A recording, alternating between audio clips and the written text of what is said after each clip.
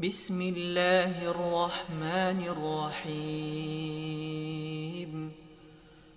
عم يتساءلون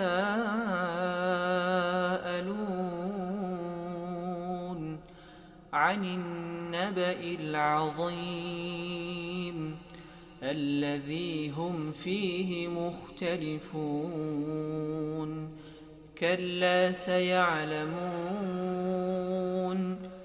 ثم كلا سيعلمون ألم نجعل الأرض مهادا والجبال أوتادا وخلقناكم أزواجا وجعلنا نومكم سباتا وجعلنا الليل لباسا وجعلنا النهار معاشا وبنينا فوقكم سبعا شدادا وجعلنا سراجا وهاجا وأنزلنا من المعصرات ماء ثجاجا لنخرج به حبا ونباتا وجنات ألفافا إن يوم الفصل كان ميقاتا يوم ينفخ في الصور فتأتون أفواجا وفتحت السماء فكانت أبوابا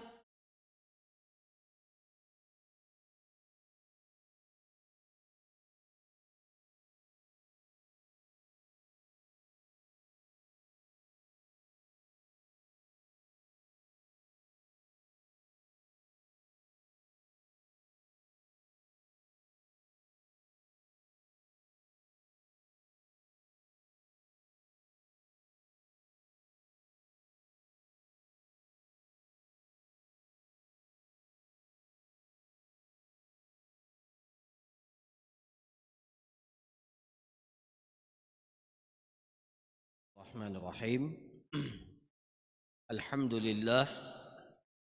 Alhamdulillahi rabbil alamin. Wassalatu wassalam alal mab'uuthi rahmatan lil alamin nabiyyina Muhammadin wa ala alihi wa sahbihi ajma'in. Amma ba'du. Assalamualaikum warahmatullahi wabarakatuh. Alhamdulillah, kita bersyukur memuji kepada Allah Subhanahu wa taala yang masih berkenan memberikan kepada kita kesempatan, kesehatan sehingga kita dapat melaksanakan, memaksimalkan ibadah ketaatan kepada Allah Subhanahu wa taala. Kemudian sebagaimana biasanya pada malam hari ini kembali kita akan melanjutkan kajian kita, kajian kitab Al-Fiqhul Muyassar, di mana pembahasan kita masih dalam pembahasan Kitabul Muamalah terkait dengan muamalat, dan pada malam hari ini kita masuk pada bab yang ke-13 dalam kitab ini. Al-Babu Ats-Tsalits Asyar, bab yang ke-13 terkait dengan asy-syuf'atu wal jiwar, terkait dengan syuf'ah dan hal-hal yang terkait dengan hukum bertetangga. Para jamaah sekalian yang dirahmati oleh Allah, Apa itu syuf'ah? Ya, jadi ada istilah yang disebutkan dalam fikih muamalat yang disebut dengan asy-syuf'ah. Ya, yang kalau dalam istilah modern sekarang ini dikenal dengan akuisisi. Ya. Tetapi tentunya asy-syuf'ah yang disebutkan oleh para ulama kita sejak dahulu itu lebih sederhana, ya, seperti yang akan kita jelaskan. Asy-syuf'ah, ya, ini disebutkan dalam kitab ini asy-syuf'atu. Ya, sebenarnya asy-syuf'ah ini dari kata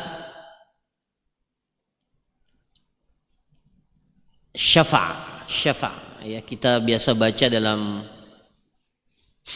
dalam surah Al-Fajr, ya. Wal fajri walayalin 'ashr wasyaf'i, itu wasyaf'i wal watr. Syafa' itu ad-dhammu, secara bahasa ad-dhamm artinya menggabungkan, menyatukan. Dan memang nanti kita akan ketahui bahwa asy-syuf'ah ini pada hal yang dimiliki secara bersama, ya, secara bersama. Waktu kita jelaskan syirkah atau syarikah, kita jelaskan syirkah itu ada dua. Syirkah itu ada dua. Ada yang masih ingat? Masih ingat? Syirkah itu ada dua. Ada yang ingat? Ya, saya ingatkan. Jadi ada namanya syirkatul amlak, berserikat pada kepemilikan sesuatu. Nah, ini yang terkait dengan syuf'ah ini di sini, syirkatul amlak. Yang kedua adalah syirkatu al-uqud, syirkah dalam berakad. Jadi mudharabah, ya, syirkatu inan, ya, syirkatu al-wujuh, syirkatul abdan. Itu syirkah tapi dalam akad, ya, dalam berakad. Jadi itu sudah kita jelaskan. Nah, jadi para jamaah sekalian, terkadang satu barang itu dimiliki oleh dua orang. Dimiliki oleh dua orang. Dua orang masing-masing berkongsi untuk memiliki satu aset.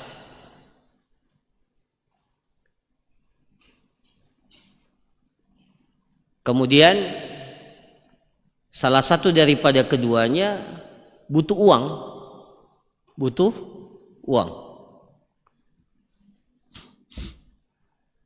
Maka dia ingin menjual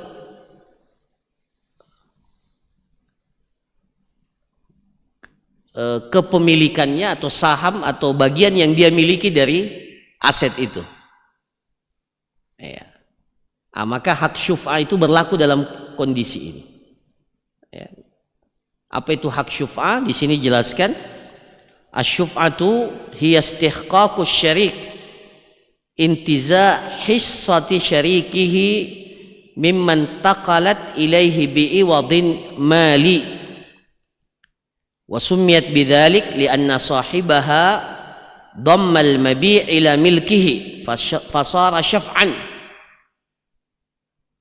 ba'da an kana nasibuhu munfaridan fi mulkihi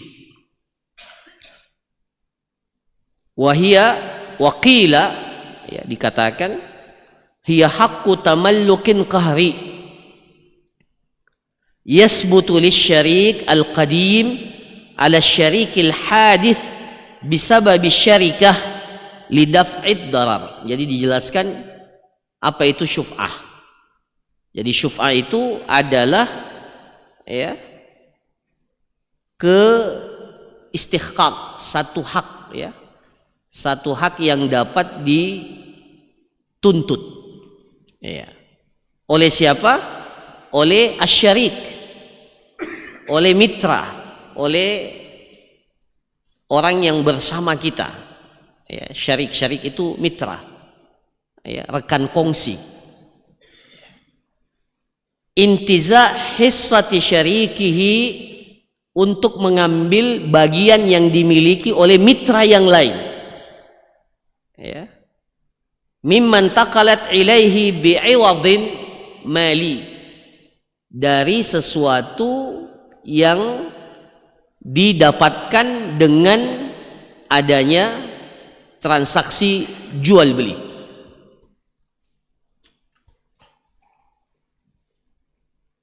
Nah, itu disebut dengan syuf'ah. Ini definisi pertama yang disebutkan dalam kitab ini.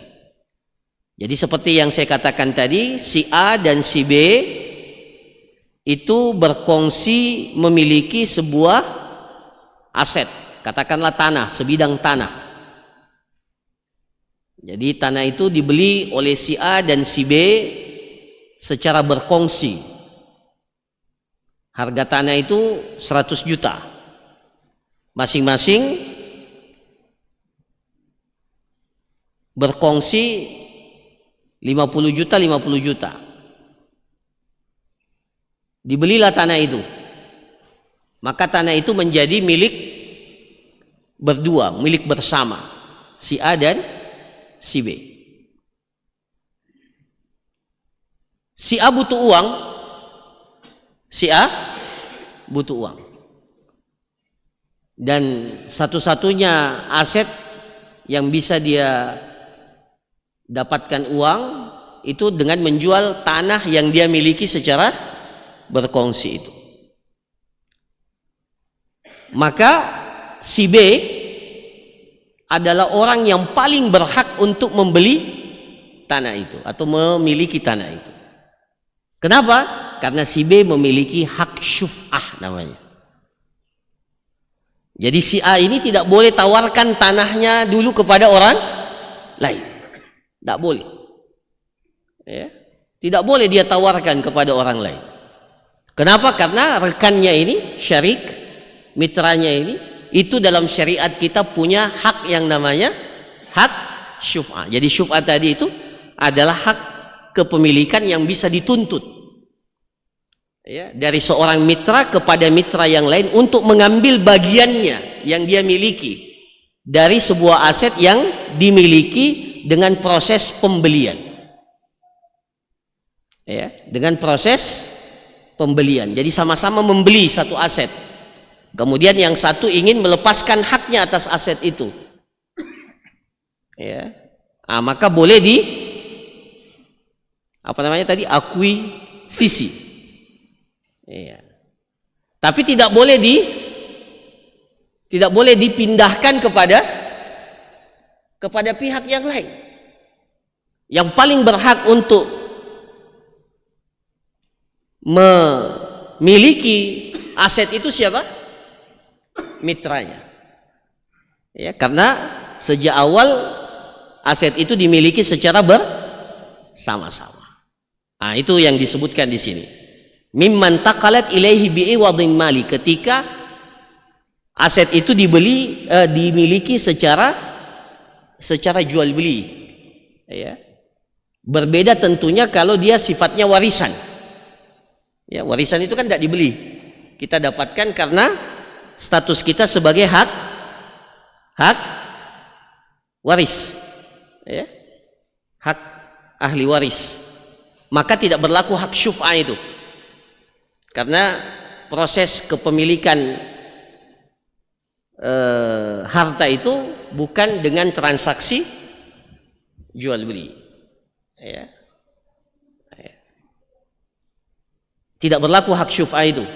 Jadi kalau umpamanya begini, si A dan B bersaudara, ya. Kemudian si A dan si B, ya, bersaudara dan dapat warisan. Warisannya apa? tanah umpamanya atau rumah, katakanlah seperti itu.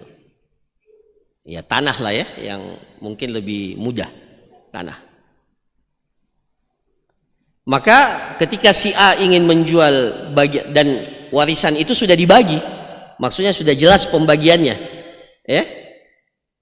Kalau belum dibagi maka tidak boleh juga sebenarnya, karena kan kita tidak boleh menjual sesuatu yang belum jelas. Ini warisannya sudah dibagi maksudnya sudah jelas, si A miliknya ini batasnya, ini apa, ini lokasinya si A sudah si B juga seperti itu. Nah, si A mau jual, itu tidak ada masalah. Dia mau jual ke pihak yang lain, tapi meskipun tentunya harusnya dia tawarkan, ya, nanti ada hakul jar namanya. Jadi ada syuf'ah, ada namanya jiwar, hak tetangga, ya, hak tetangga. Meskipun tidak berlaku syuf'ah, tapi berlaku yang namanya hak tetangga, ya. Nah, jadi para jamaah sekalian yang dirahmati oleh Allah, ini yang disebut dengan syuf'ah, ya. Disebut syuf'ah karena tadi kita sudah jelaskan, li'anna sahibaha dhammal mabi' ila milkihi, karena syuf'ah itu dari kata dham itu artinya menggabungkan, menyatukan. Jadi ketika kita bersyuf'ah, kita menyatukan kepemilikan kita dengan kepemilikan orang lain. Ya, maka ya, yang tadinya sendiri akhirnya menjadi bersama-sama, ya, dengan hak syuf'ah itu, ya. Kemudian definisi yang lain dikatakan waqila, dikatakan syuf'ah itu adalah hakku tamallukin qahri, hak kepemilikan yang bisa dipaksakan. Kenapa dikatakan qahri? Karena kalau ternyata si A tadi menjual kepada pihak yang lain, maka si B dapat menuntut itu dan membatalkan itu. Kenapa? Karena dia memiliki tamalluk qahri, hak untuk kepemilikan yang bisa dituntut, dipaksakan. Jadi Islam itu luar biasa, ya. Kita hidup, kita sudah berkawan dengan orang atau berkongsi dengan seseorang sekian lama, tiba-tiba dia ingin memasukkan orang yang baru yang kita tidak kenal sama sekali, itu kan akan memudaratkan kita. Makanya di sini disebutkan lidaf'id darar, tujuannya untuk menghilangkan kemudaratan.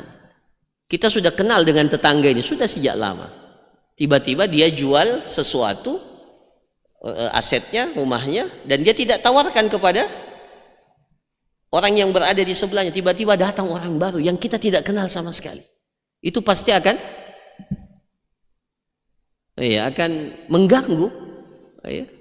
Jadi para jamaah sekalian, agama kita ini agama sempurna, ya, bukan agama yang dibuat-buat, berasal dari Allah Subhanahu wa taala yang paling tahu apa yang menjadi kemaslahatan kita, bahkan dalam seperti ini. Bayangkan, ya, sebelum ada akuisisi itu, Islam sudah datang dengan konsepnya ini, ya, luar biasa, ya. Kalau kita belajar muamalat, kita bisa mengetahui bahwa memang ini syariat yang sempurna, ya. Jadi sampai perasaan tetangga itu dijaga dalam Islam, ya. Perasaan mitra kita itu dijaga dalam Islam, bahkan bisa dibatalkan gara-gara tidak minta izin kepada mitra kongsinya, ya. Jadi kalau antum berserikat dalam kepemilikan satu barang, ingat ada hak syuf'ah di situ. Tidak boleh seenaknya saja melepaskan hak, kemudian ya itu kan milik saya, iya milik Anda, tapi Anda memilikinya secara berkongsi. Ada hak syuf'ah yang harus diperhatikan ketika kita ingin melepaskan hak kita, ya. Jadi hakku tamallukin qahri yasbutu lisyarikil qadim, yang diberikan kepada mitra yang sudah lama bersama, ya. Syarikil qadim, ada mitra yang lama. Ala syariki al hadis, terhadap mitra yang baru. Jadi kalau ada mitra yang baru yang masuk sementara mitra yang lama tidak senang, maka dia bisa nuntut itu secara paksa. Saya tidak setuju. Nah, itu luar biasanya. Ya. Jadi dalam berkongsi ini tidak boleh tiba-tiba ada orang baru yang masuk, padahal kita sudah lama. Tiba-tiba ada orang baru yang masuk yang kemudian bisa saja akan merusak hubungan yang selama ini sudah terbangun, terbina secara baik. Nah, maka di sini dikatakan bisa babis syarikah dengan sebabnya dengan adanya perkongsian. Lidaf'id darar, untuk menghilangkan mudaratah. Apa mudaratnya? Nah, tadi kita sudah jelaskan, kalau ada orang yang baru kan kita tidak tahu ini gaya stylenya gimana ini. Ya. Orang yang baru ini maunya bagaimana? Kan kita belum jelas. Ya. Maka seharusnya pihak yang ingin melepaskan, mitra yang ingin melepaskan haknya pada kepemilikan aset itu, harusnya pertama kali yang dia tawarkan itu siapa? Mitranya yang lama. Ya. Dia harus minta persetujuan dari mitranya yang lama. Mau diambil enggak ini? Ya. Bagiannya itu. Ya. Dan kalau tidak, maka dia harus beritahukan yang mau ambil ini si fulan. Anda ridho enggak? Anda izinkan enggak? Ah, begitu etikanya dalam Islam. Tidak boleh tiba-tiba langsung, wah saya butuh uang, langsung dia jual. Mitranya enggak tahu, atau mitranya tidak diberikan pemberitahuan terkait dengan itu. Ya. Nah ini para jamaah sekalian. Jadi mudah-mudahan sudah tergambarkan bagaimana hak syuf'ah itu dalam Islam. Ya. Apa dalilnya? Dalilnya adalah al-aslu fiha, dalilnya adalah hadis Jabir radhiyallahu an, qala qada Rasulullah sallallahu alaihi wasallam bisyuf'ah fi kulli ma lam yuqsam fa idza waqa'atil hudud wa surifatit turuq fala syuf'ah. Jadi kata dalam hadis ini Rasulullah sallallahu alaihi wasallam mengatakan qada Rasulullah sallallahu alaihi wasallam bisyuf'ati fi kulli ma lam yuqsam. Rasulullah sallallahu alaihi wasallam telah memutuskan. Jadi ini salah satu proses keputusan yang diambil oleh Rasulullah dalam posisinya sebagai qadhi, sebagai hakim. Rasulullah SAW itu kalau memutuskan satu keputusan itu keputusan beliau itu harus dilihat apakah posisinya sebagai nabi dan rasul, ya, sebagai hakim, sebagai kepala negara, atau posisinya sebagai hakim, qadhi. Itu tiga posisi Rasulullah sallallahu alaihi wasallam. Nah, kalau dia dikatakan posisi sebagai qadhi, ya, sebagai qadhi, sebagai apa? Sebagai pemutus hukum, maka putusan yang beliau putuskan itu sifatnya mengikat. Ya, mengikat. Kalau beliau kedudukannya sebagai nabi dan rasul, itu bisa saja berbeda-beda keputusannya antara satu orang dengan orang yang lain. Ya, tidak mengikat. Contohnya seorang yang datang meminta izin kepada Rasulullah, apakah boleh dia mencium istrinya ketika apa? Ketika puasa. Maka yang satu diizinkan, yang lain tidak diizinkan. Itu bukan putusan pengadilan, itu bukan. Karena dia tidak mengikat, artinya yang satu boleh, yang satu tidak. Kondisional. Ya. Di situ Rasulullah itu memberikan fatwa kepada masing-masing yang bisa saja berbeda. Tapi kalau ini putusan, jadi berlaku umum, ya, dan sifatnya mengikat. Jadi para jamaah sekalian, kalau kita belajar usulul fiqh, maka apa yang diputuskan oleh Rasulullah itu harus dilihat dulu. Ya, itu keputusan apa? Keputusan sebagai fatwa dari seorang nabi dan rasul, ya, keputusan yang memiliki implikasi hukum, atau keputusan beliau sebagai seorang qadhi, ya, sebagai seorang apa? Hakim. Nah, nanti implikasi hukumnya pasti akan berbeda-beda. Nah, kalau di sini jelas qadha, Rasulullah memutuskan sebagai sebagai penentu, hakim. Pada setiap syuf'ah fi kulli ma lam yuqsam. Fi syuf'ati fi kulli ma lam yuqsam. Pada kepemilikan bersama yang belum dibagi. Artinya belum dibagi, belum terpisahkan secara jelas. Jadi tanah itu dimiliki oleh masing-masing, dimiliki secara bersama, belum dipisahkan. Jadi tanah itu dibeli oleh dua orang dan belum dipisahkan. Jadi kita masih mengatakan siapa pemilik tanah itu? Milik A dan B, karena belum dipisahkan. Jelas ya? Itu berlaku hak syuf'ah di situ. Fa idza waqa'atil hudud wa surrifatit turuq fala syuf'ah. Tapi kalau sudah dikasih batas, masing-masing sudah punya batas yang jelas, wa surrifatit turuq, dan jalannya masing-masing sudah dibedakan, jalannya masing-masing sudah dibedakan. Ke tanah ini jalannya, ke tanah ini jalannya. Jalannya tidak berkongsi.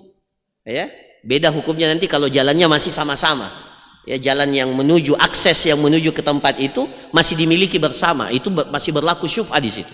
Tapi kalau ini jalannya sudah beda, ini aksesnya beda, dan masing-masing sudah terpisahkan, maka fala syuf'ah, tidak berlaku lagi syuf'ah. Ini Rasulullah sallallahu alaihi wasallam menyampaikan itu dalam hadis Jabir radhiyallahu anhu. Wa fi riwayatin ukhra qada Rasulullah sallallahu alaihi wasallam bisyuf'ati fi kulli syarikah. Rasulullah sallallahu alaihi wasallam menetapkan syuf'ah pada setiap perkongsian, lam tuqsam fi kulli syarikatin, lam tuqsam rai'atin aw ha'id. Pada setiap perkongsian kepemilikan tanah atau kebun. Jadi bisa tanah, bisa kebun, La yahillu lahu an yabi' hatta yu'dhan syarikuhu. Tidak halal bagi seseorang itu untuk menjual aset itu sampai dia meminta izin kepada syariknya, kepada mitranya. Fa in syaa taraka, maka kalau dia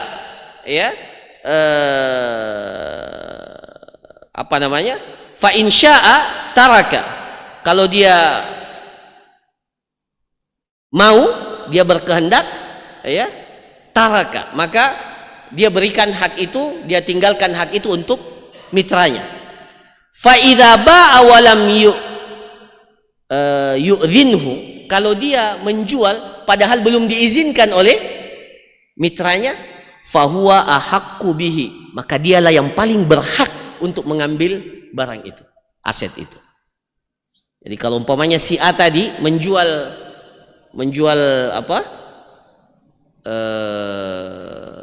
haknya pada tanah itu, pada tanah itu, dan dia tidak meminta izin kepada si B, maka si B berhak untuk mengambil tanah itu. Jadi tidak boleh ada mitra yang baru yang masuk selama mitra yang lama tidak mengizinkan. Wa anhu dari Nabi sallallahu alaihi wasallam qala, ini terkait dengan hak bertetangga ya. Jadi ada hak syuf'ah, ada namanya hak tetangga. Ini mirip-mirip. Kalau syuf'ah tadi itu kepemilikan yang dimiliki secara berkongsi bersama. Kalau tetangga lain lagi, itu luar biasanya Islam, masya Allah, sampai tetangga kita pun itu dihormati. Wa anhu qala jarud dari ahaqqu biddar, tetangga rumah ketika rumah itu mau dijual, maka dialah yang berhak pertama kali untuk memiliki rumah itu. Jadi kalau kita bertetangga, si A dan si B bertetangga, si A mau pindah, dia tulis di depan rumahnya, rumah ini mau jual. Boleh enggak? Boleh tidak? Tidak boleh. Harusnya dia tanya dulu tetangganya. Itu Islam itu begitu. Ya. Islam itu begitu. Kita tawarkan dulu kepada tetangga kita. Karena Rasulullah bilang, al-jarud dar ahaqqu bid-dar. Ya, tetangga rumah itu lebih berhak kepada, ini kan sebenarnya bukan syuf'ah tapi al-jiwar, hak tetangga. Ya. Ya. Jadi jangan langsung tiba-tiba rumah ini mau dijual atau langsung dia iklankan di media.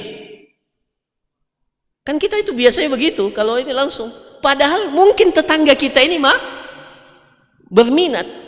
Ya. Maka harus tawarkan dulu kepada tetangga. Kenapa para jamaah sekalian? Seperti kita jelaskan tadi, jangan sampai muncul orang baru yang ya mohon maaf. Kalau kompleks itu atau rumah itu, tetangga itu semuanya muslim, umpamanya semuanya muslim. Tiba-tiba ada yang mau jual rumahnya, ternyata yang mau beli non muslim.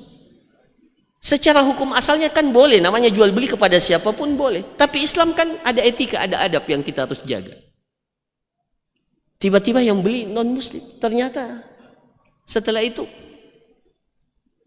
iya, umpamanya kan ya pasti non muslim banyaknya akan mengganggu kenyamanan tetangga yang selama ini sudah harmonis.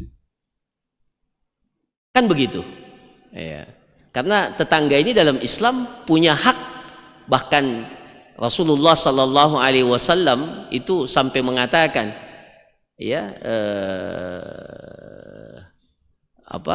mazala Jibrilu yusini bil jar hatta zanantu annahu sayuwarrisuhu. Apa artinya itu? Datang mengingatkan, mewasiatkan kepada Nabi tentang pentingnya menjaga hubungan baik dengan tetangga. Mazala Jibril yusini bil jar. Jadi Jibril itu datang kepada Rasulullah dan selalu mewasiatkan, ini tetanggamu. Sampai-sampai hatta zanantu annahu sayuwarrisuhu. Sampai saya menyangka jangan-jangan nanti tetangga ini punya hak waris. Ya, hak waris. Jangan sampai Rasulullah menyangka jangan sampai nanti ini tetangga dapat warisan. Karena saking seringnya diwasiatkan oleh Jibril alaihissalam. Nah, maka salah satu di antara hak tetangga itu adalah ini jadi mirip syuf'ah. Sebenarnya dia tidak sebut. Sebagian para ulama mengatakan syuf'atul jar. Ini namanya syuf'atul jar. Syuf'ahnya ketika seseorang itu bertetangga. Ya. Nah, sama juga sebenarnya nanti dengan ketika kita memiliki saham di sebuah perusahaan ya atau di sebuah syarikah, maka jangan dilepas saham itu kecuali minta izin dulu kepada pemilik saham yang lain. Ada ndak yang mau ambil ini? Meskipun pada hakikatnya dia punya hak yang mirip dengan hak tetangga. Ya. Nah, para jamaah sekalian yang dirahmati oleh Allah Subhanahu wa taala, ya. Waqad ajma'al ulama, ya. Syuf'a lisyarik kita. Ya. Alladhi lam yuqasam fi mabi'a min ardhin. Ya, pada tanah, ya, kepemilikan tanah yang belum dibagi. Maksud saya yang belum dibagi itu tadi dikatakan oleh Rasulullah, kalau dia sudah batasnya sudah jelas, akses jalannya sudah jelas, tidak lagi berkongsi, maka tidak apa-apa masing-masing itu menjualnya, tidak ada masalah. Ya, tapi ingat lagi ada namanya syuf'atul jar, ya, meskipun sudah lepas syuf'ahnya, syuf'ah yang perkongsian, tapi kita lagi punya yang namanya hak tetangga. Ingat itu. Jadi bisa saja hak kepemilikan sudah tidak lagi berlaku syuf'ah, tapi berlaku lagi hak tetangga. Ya. Ya. Audar au haid, baik berupa tanah, rumah atau kebun. Ya. Nah, ini para jamaah sekalian, menurut sebagian para ulama bahwa hak syuf'ah itu hanya berlaku pada akar. Akar itu properti yang tidak bisa dipindahkan, ya, seperti tanah, kebun, dan mau ke kampus sama-sama, kan? Ayo patungan. Akhirnya dia belilah motor. Pada saat salah satunya mau menikah, dia bilang butuh tambahan uang panai. Maka ya haknya pada motor itu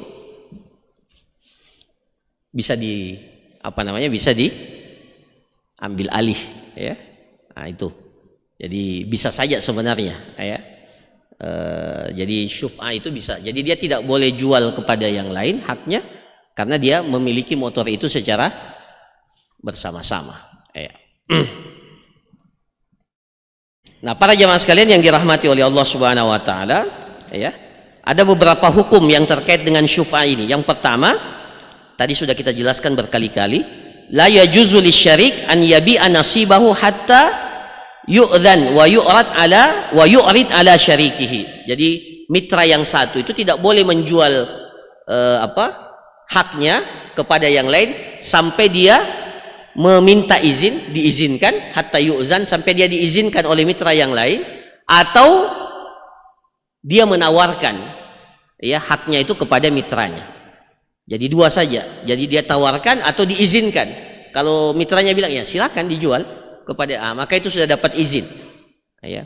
Kalau tidak maka ya dia berhak untuk membatalkan itu, ya. Fa in ba'a wa lam yu'zinhu, ya. Kalau ternyata dia jual padahal belum mendapatkan izin, fa huwa ahaqqu bihi, maka mitranya yang lama ini itu lebih berhak pada barang itu, ya. Jadi itu otomatis kalau dalam pengadilan Islam hak syuf'ah ini otomatis diberikan karena dikatakan hakun tamallukin qahri, hak kepemilikan yang bisa dipaksakan, ya. Jadi kalau mitranya tadi bersikeras tidak bisa dibatalkan oleh pengadilan. Karena apa? Karena dia tidak meminta izin untuk menjual haknya. Ya, dia tidak meminta izin dan ya.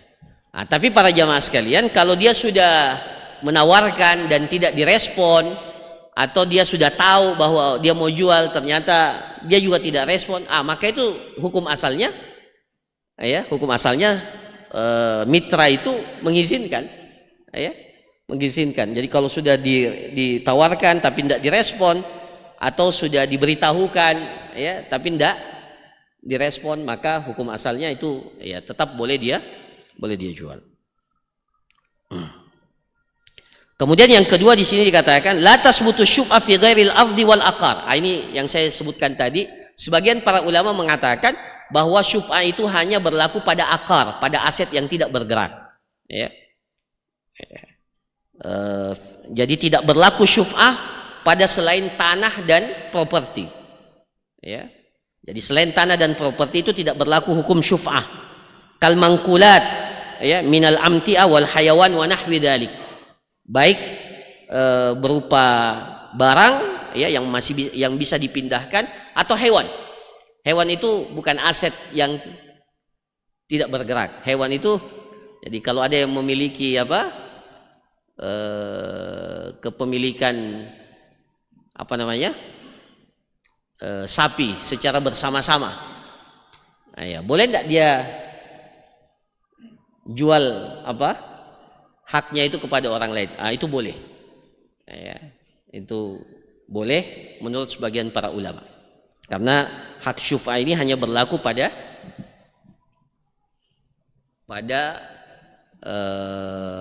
akar, pada aset yang tidak bergerak, ya, properti.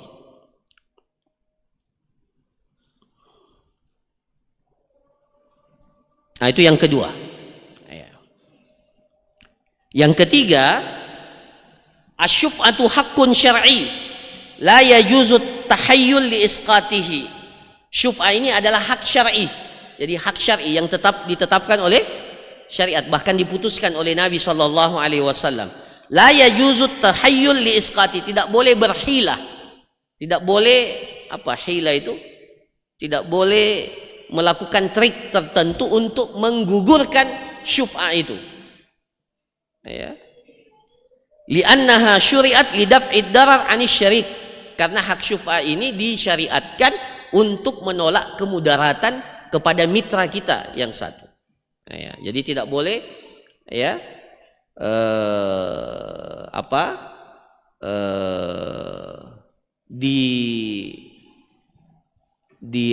dipindahkan ya dengan cara melakukan hilah, ya, melakukan trik ya yang dengannya menggugurkan hak syarik, ya, hak mitra kita terhadap aset itu. Ya. Umpamanya dia katakan saya hadiahkan, ya, saya hadiahkan, jadi hadiah, tapi belakangan ternyata bukan hadiah, diberikan apa? Imbalan atas pemberian itu. Ya. Nah, maka meskipun itu awalnya adalah hadiah, maka bisa dibatalkan kalau ternyata terbukti setelah itu ternyata itu cuma caranya saja, ya, untuk menghilangkan hak syuf'ah. Syuf'ah itu kan tidak berlaku kecuali dengan jual beli. Nah, ya, kalau bukan jual beli maka tidak berlaku syuf'ah. Ya, jadi umpamanya seperti A dan B memiliki aset secara bersama. Kemudian salah satu daripada keduanya meninggal dunia, katakanlah A meninggal dunia, maka otomatis itu menjadi milik siapa? Miliknya si A itu milik siapa? Ahli otomatis kan berpindah kepemilikannya dari si A kepada ahli warisnya. Maka tidak boleh si B mengatakan tidak, ini hak syuf'ah. Nah, tidak. Ya, saya yang harus memiliki, tidak, karena itu berpindahnya bukan karena jual beli, berpindahnya karena ada hak waris, karena yang memiliki meninggal dunia, atau hibah, ya, atau wakaf juga bisa, ya. Jadi kalau selama bukan transaksi jual beli maka tidak berlaku hak syuf'ah itu. Ya. Kemudian tasbutu syuf'a lisyuraka ala qadri mulkihim. Man sabatat lahu syuf'a akhadahu bithaman alladhi bi'at bihi sawa'un kana muajjalan aw hala. Jadi syuf'a itu berlaku kepada mitra sesuai dengan kadar kepemilikannya. Maksudnya bagaimana? Jadi kalau 3 orang itu berkongsi, ini sebenarnya diperselisihkan oleh para ulama, ya, keberhakannya. Umpamanya 3 orang berkongsi memiliki satu bidang tanah. Yang satu memiliki setengah, 1/2. Yang satu kepemilikannya berapa? 1/3. Yang satu berarti tinggal berapa? Aduh, yang pintar matematik ini. Enggak. 1/2 tidak. Yang satu lebih banyak, 1/3. Yang satu 1/6. Ya. Nah, tiba-tiba 1/6, ya.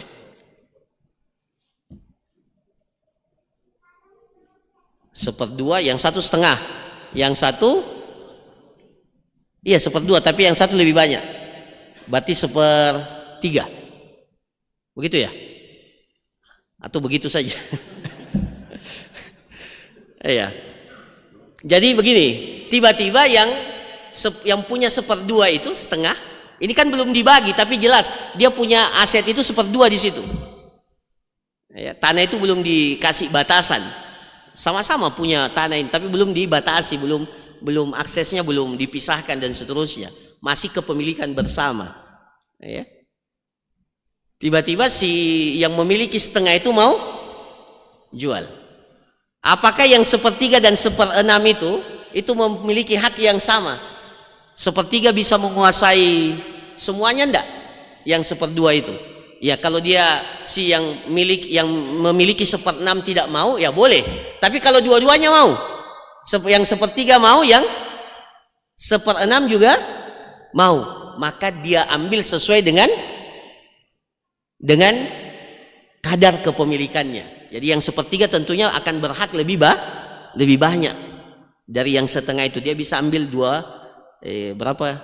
Yang setengah kalau dibagi 3 berarti ya, jadi dia bisa mengambil 2 bagian, yang sepertiga itu cuma ambil satu bagian. Itu menurut sebagian para ulama. Ya. Kalau yang satunya kalau dua-duanya mau sama-sama. Tapi kalau salah satunya saja yang mau, maka dia boleh berhak mengambil semuanya. Ya. Nah itu.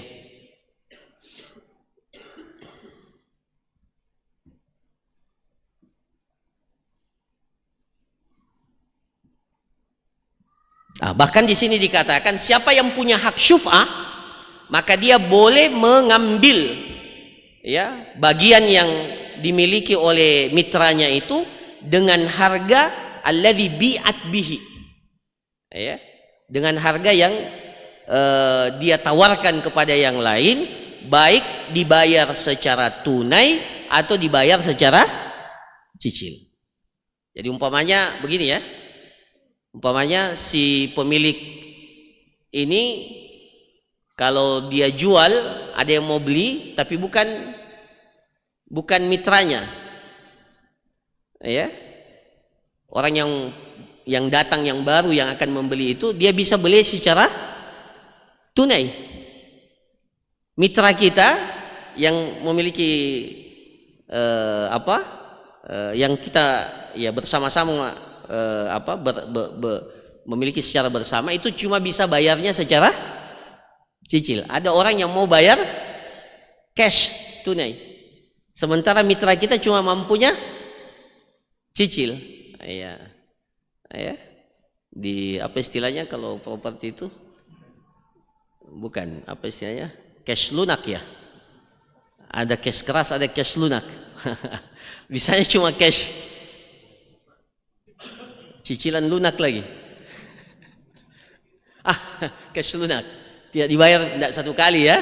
Kalau cash keras itu katanya dibayar langsung ya, segera. Ya. Dia cuma bisa 3 kali 4 kali. Yang sementara yang baru ini bisa bayar, tetap berlaku syuf'ah itu kepada mitra meskipun dia cuma mampunya untuk membayarnya secara cicilan. Ya. Jadi tidak boleh dialihkan selama mitra kita mampu untuk membelinya. Itu ya aturannya. Nah,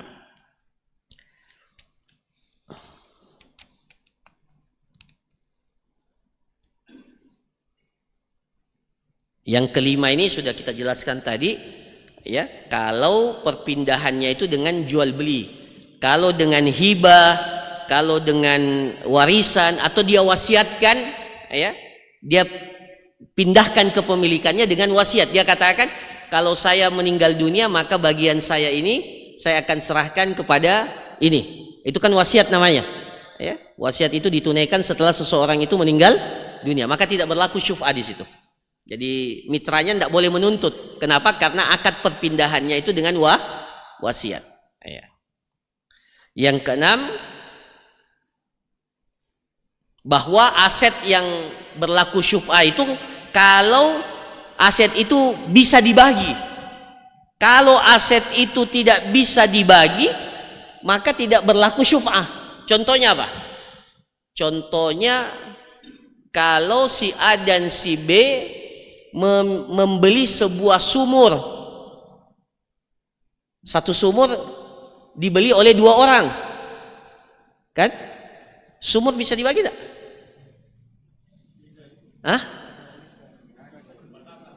Tidak, sumur satu lubang.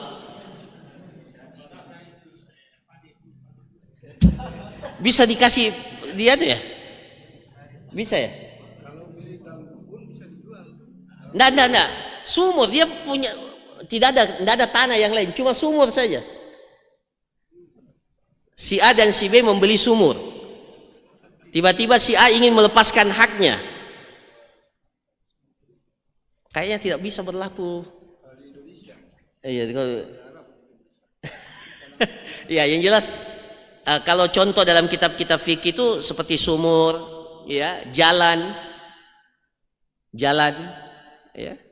Jalan itu kalau kan tidak mungkin kalau jalannya cuma ini, mohon maaf, bisa 1 orang yang lewat di jalan itu, tiba-tiba dibagi 2 lagi. Akhirnya tidak bisa lagi orang lewat karena kalau ya jadi itu tidak berlaku syuf'ah di situ. Ya, tidak berlaku. Ya. Jadi yang tidak bisa dibagian tidak ada syuf'ah ya. Nah, kemudian di sini hammam sagir, WC kecil. WC kecil. Itu enggak. Ya, jadi enggak berlaku syuf'ah itu. Nah, kemudian yang ketujuh ya, yang ketujuh bahwa syuf'ah itu nanti menjadi tetap ketika mitra itu mengetahui sesaat setelah mitra itu mengetahui bahwa aset itu akan dijual. Kalau dia sudah di sini wa illam yutalab biha, kalau dia tidak meminta, jadi si A ini sudah kasih tahu bahwa setelah itu si mitra yang lain diam.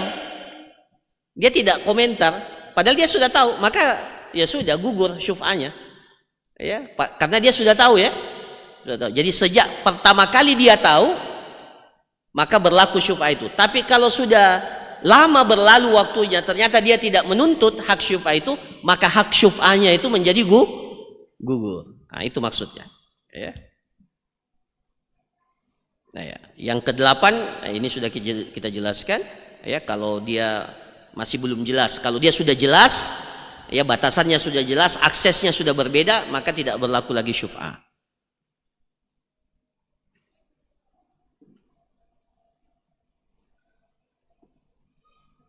Ya. Ya, kira-kira seperti itu para jamaah sekalian. Ini masih ada lagi sambungannya terkait dengan hak tetangga ya. Dan jalan, insya Allah nanti kita akan jelaskan, sempurnakan pada pembahasan kita yang akan datang. Saya kira demikian. Barakallahu fikum, jazakumullah khairan. Kalau ada pertanyaan satu, ayo silakan.